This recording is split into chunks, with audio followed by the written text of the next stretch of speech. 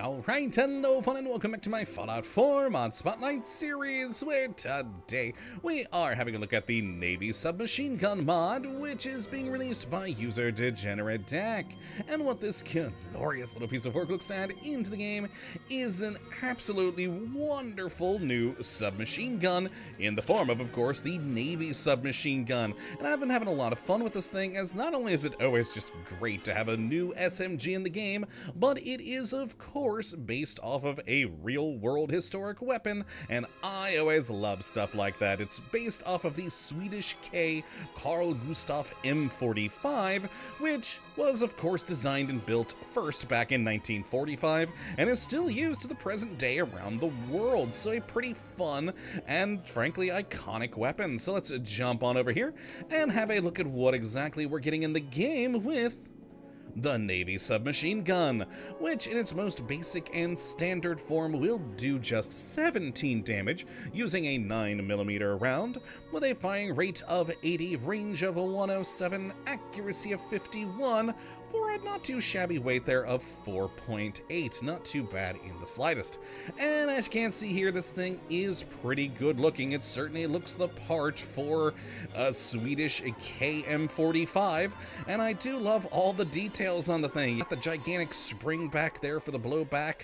You've got all the fun little rivets and everything on this thing. It's got a lot of good little details, and of course that sort of, you know, iconic green that this gun apparently was painted in back in the day. I didn't know much about this weapon myself personally until looking at this mod, but yeah, apparently that's the color they made these. Nifty. I do like that. Just another fun little detail. But all in all, a good, neat little submachine gun for you to enjoy with a decent list of modifications here. We've got over 40 different attachments for you to add to this thing to really help you make this gun more useful into the later game and change things up a bit for your particular playstyle. And all in all, just, you know, up some of these stats. But yeah, a good little selection of things there, not too bad at all. Now, as for how you do get your hands on one of these lovely things, well, it's pretty simple. First, you are gonna need a mod requirement. Due to the fact that this thing does use 9mm rounds, you are going to require the munitions mod for it to function. Now, with that installed along with the mod, you'll see these on Minutemen, Raiders, Gunners, Triggerman, and in shops after level 10.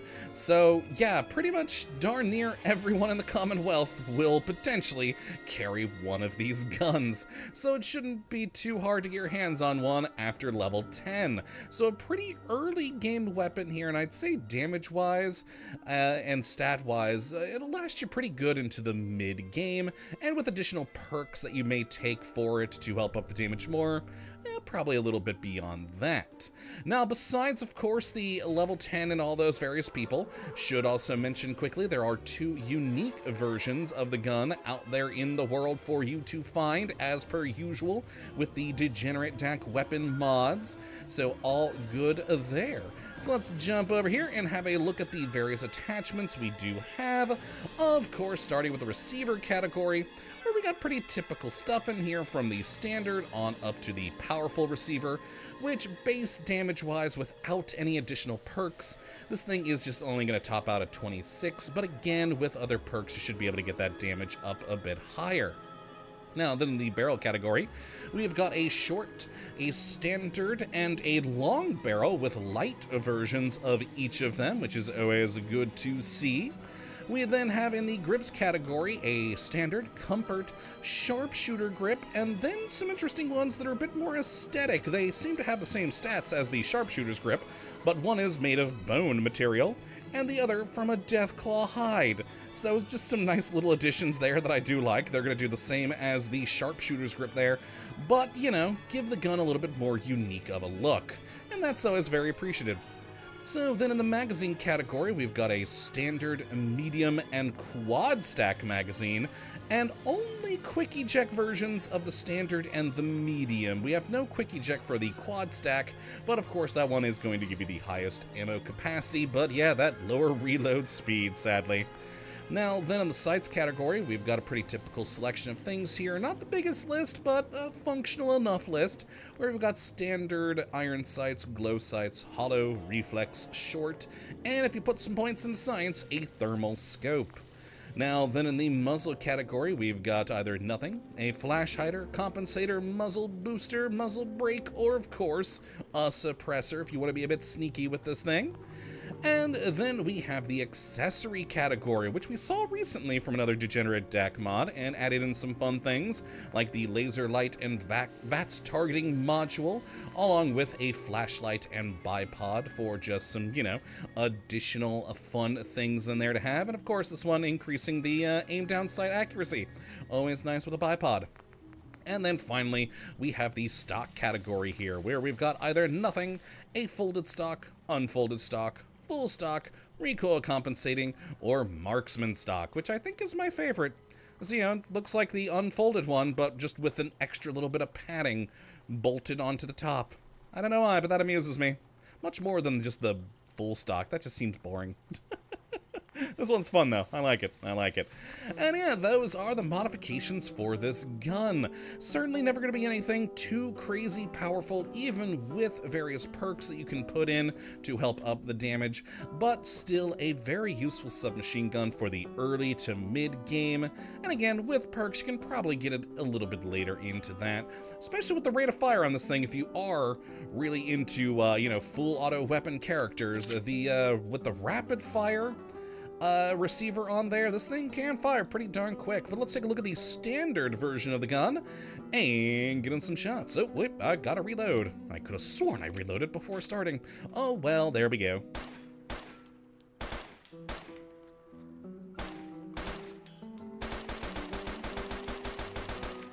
And there we go. All of our just standard magazine, 24 shots down range. Now, hip firing this thing, it is not exactly incredibly accurate.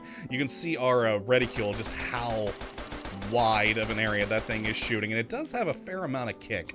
But aiming down sight really does help with control on it, because honestly, the kick's not too bad, but it does really jump a fair amount. So it is going to be a little bit hard without anything like a compensator or something along those lines on there with one of my modified versions, but still not a bad submachine gun in the slightest. And then if we go to my rapid fire one, which sadly with the rapid fire, you are only going to get, you know, I'm hitting all the wrong buttons for some reason right now. I think I'd know my own keyboard.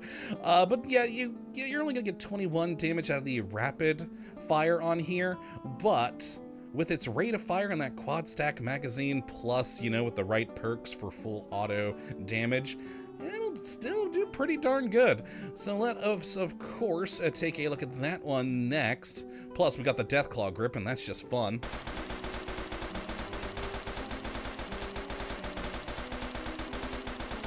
And there we go, with that nice quad stack magazine with 50 rounds, plus a compensator on the front of this thing.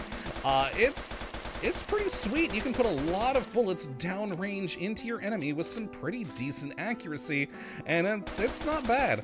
I'm not a huge fan of the, I think this one's the auto sight. I always get auto sights and reflex sights mixed up. Mainly because I just find it hard to see, especially in brighter lights there. That red kind of fades into the background. But still, it's a pretty decent little scope there. Just keep it in the middle of the square and you're good. Now, then, of course, I've got our suppressed powerful one at the max damage we can get with the receivers of 26. And, of course, with that one going a bit sniping, or, you know, with the suppressor and short scope on it. And, of course, a bipod, because why not? And fire.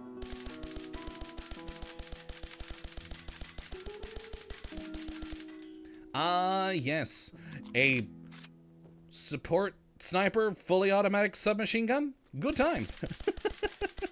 I don't know. I always love a short scope on things like this because it's just ridiculous to me. But still a fun little addition. And I do always like suppressors, so it's good times. So let's have a look at this thing in use against something a bit more dangerous like a Deathclaw and see how it fares. And oh god, he's quite close for the for the short scope. Alright, there we go. We're getting some shots on him, but we've got to reload. Sadly, the medium quick eject there, only 36 bullets, not like those glorious 50 on the quad stack. But with the short scope, we're keeping it on him pretty good. Not bad. I mean, let's go to the more rapid fire one here, though. Deathclaw, I need you to come back, please. There you go. Thank you. I appreciate that. Oh, boy. I need to run. We actually got a pretty good damage on him there. Took away, I'd say, maybe about a fourth of his health with one 50-round quad stack magazine and my god-awful shooting. So not bad. Let's take him out as he charges. Get that 50 reloaded. Die, Deathclaw! Yeah, this is just a fun little submachine gun. It can, you know, take down a Deathclaw eventually after a few hundred rounds, but that's also with my god-awful shooting.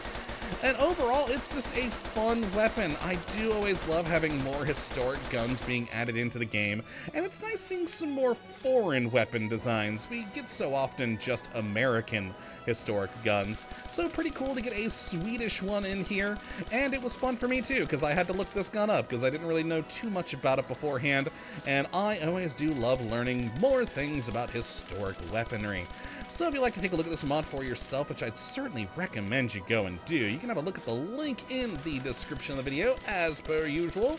But that, my friends, is going to be it for this one today. Hopefully you all have enjoyed, and you do come back for whatever mod we do look at next. But until that time, thank you for watching, as always. Well, have a good one.